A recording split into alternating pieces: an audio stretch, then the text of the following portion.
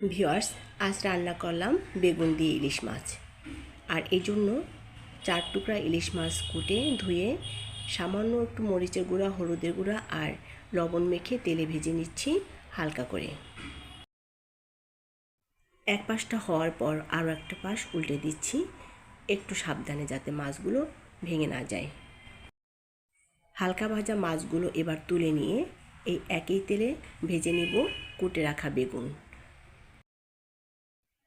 3টা বেগুন নিয়েছি মোট, আর বেগুনগুলোকে মাঝখানে অর্ধেকটা করে নিয়েছি। হালকা আছে এবার ভেজে নিব দুপাশটাই, ঢাকনাটাও দিয়ে নিচ্ছি। বেগুনগুলো হালকা ভাজি করব। এক পাশটা হয়ে গেছে, অপর পাশটা উল্টে দিচ্ছি।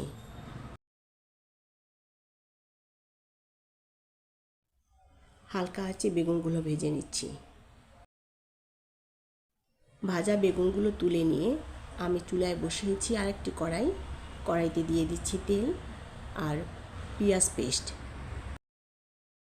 তৈল দিয়েছি 3 টেবিল চামচ, 4টি দিয়েছি পেঁয়াজ পেস্ট, স্বাদ মতো লবণ, আধা চা চামচ দিয়েছি হলুদের গুঁড়া আর 2 চা চামচ লাল মরিচের গুঁড়া।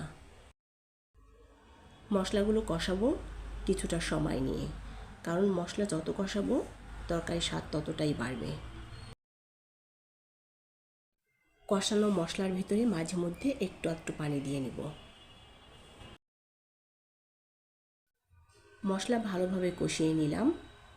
এবার আমি এর ভিতরেই হালকা একটু পানি দিয়ে ভেজে রাখা মাছগুলো দিয়ে নিব।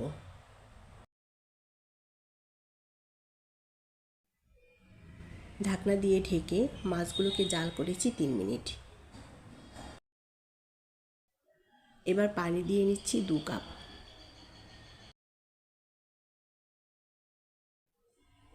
পানি ফুটে আসলে ভেজে রাখা বেগুনগুলো দিয়ে নেব, আর হাই হিটে জাল করে একদম মাখা মাখা করে রান্না করে নেব। অনেক অনেক পছন্দের আমার আজকের তরকারিটি। বেগুনগুলো আগে থেকে ভাজা আছে, একটু সাবধানে নাড়ব যাতে বেগুনগুলো ভেঙে না যায়। একটু হালকা ঝোল রাখবো। আর আমি এবার চুলাটা বন্ধ করে দিয়ে পরিবেশন করে নিচ্ছি বেগুন দিয়ে রান্না করা ইলিশ মাছ। রেসিপিটি ভালো লাগলে একটি লাইক আর সাবস্ক্রাইব করার অনুরোধ থাকলো আমার চ্যানেলটিকে। ভালো থাকবেন সবাই। আল্লাহ হাফেজ।